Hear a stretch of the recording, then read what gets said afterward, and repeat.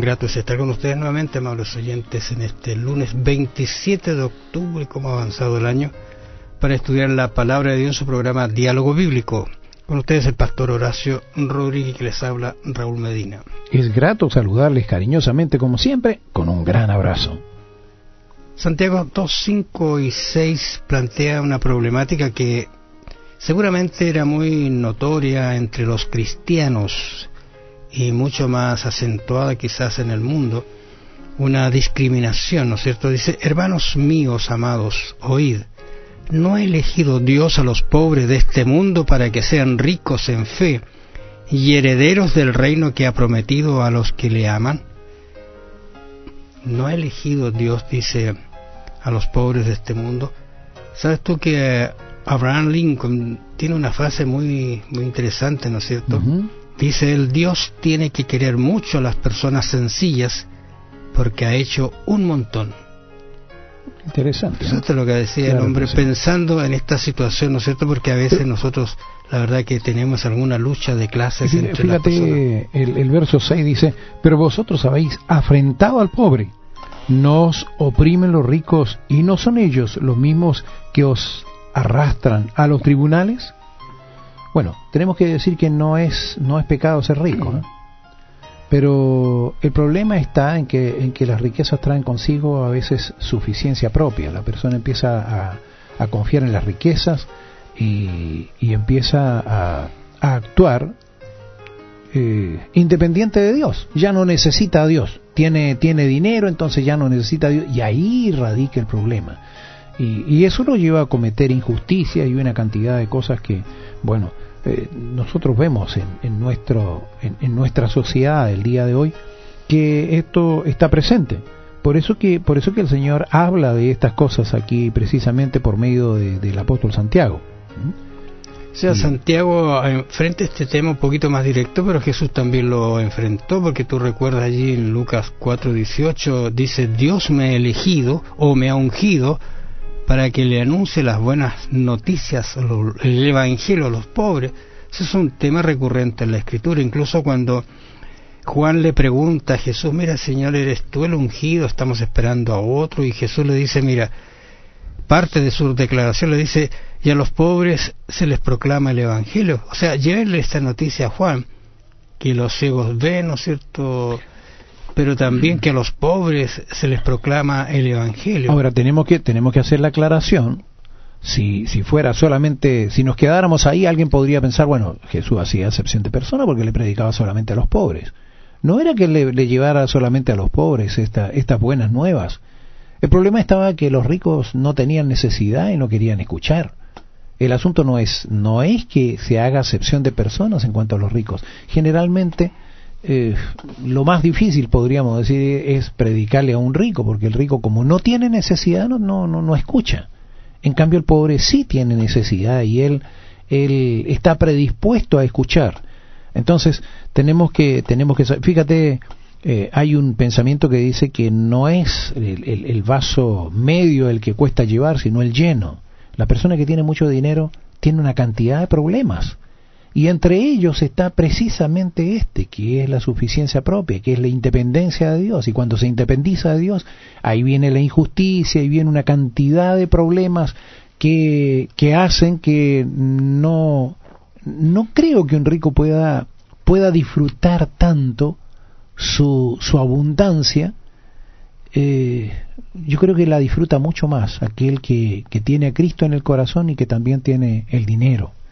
Porque esa persona realmente disfruta de la compañía del Señor, disfruta de las enseñanzas del Señor y disfruta haciendo bien también.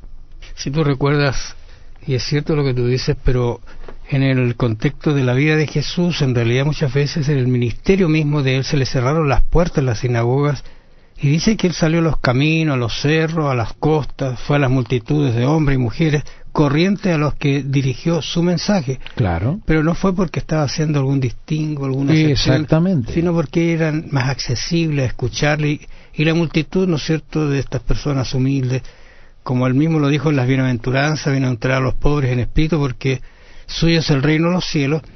Ellos escuchaban con atención ese mensaje, dedicaban tiempo a estar cercano a Jesús a ver qué mensaje nuevo le traía, y efectivamente le trajo mensajes de salvación, el Evangelio, ¿no es cierto?, una buena nueva. En realidad lo que Santiago está diciendo aquí, entre hablar de los ricos, y lo que está diciendo, que el Evangelio de Cristo le resulta especialmente atractivo a los pobres, porque son bien recibidos los que no tenían a nadie que les recibiera, te lo dice un comentador, y porque se sienten apreciados los que el mundo considera que no valen nada. Así es, justamente. Esa situación, ¿eh? Y fíjate lo que Santiago continúa diciendo. Voy a leer el Santiago 2, capítulo 2, versos 6 y 7 para entenderlo mejor. Recordemos lo que decía el Santiago 2, 5 y 6. Dice, el verso 7 dice: pero vosotros habéis afrentado al pobre, no os oprimen los ricos, y no son ellos los mismos que os arrastran a los tribunales. ¿No blasfeman ellos el buen nombre que fue invocado sobre vosotros? Bueno, aquí está diciendo claramente, este es el problema. Los ricos llevaban a los tribunales a los pobres. Nosotros vemos hoy día que sucede. Hay muchas personas que con mucho esfuerzo, por ejemplo, han adquirido sus casas. ¿Y qué sucede? Se encuentran con que les dan casas de mala calidad, los estafan prácticamente en este sentido, y ellos después tienen que andar buscando justicia, que alguien haga algo por ellos. Bueno, tenemos que decir que estos casos no se pasan por alto a Dios. Si bien es cierto, Dios no actúa inmediatamente, pero sabemos que va a llegar el momento en que aquellas personas que actuaron mal van a tener su retribución. Este concepto es bien fuerte, esto de blasfemar, ¿eh? Claro que sí. Que blasfeman, dice. Lógicamente estos ricos eran judíos incrédulos que estaban oprimiendo, como tú decías, a las personas, o quizás también eran paganos, pues que no eran cristianos, blasfemaban en nombre de Jesucristo. La obediencia a la ley de Dios está dada justamente por este concepto de amar al prójimo como a nosotros mismos. Y entonces cuando estamos oprimiendo, cuando estamos haciendo diferencias, cuando estamos tratando en forma de desigualdad a la persona, porque a lo mejor es de un nivel bajo, ya sea en cultura o en dinero, ¿no es cierto?, no tiene una casa, estamos en realidad faltando a la ley de Dios, porque la ley de Dios es amor al prójimo y lógicamente amor a Dios.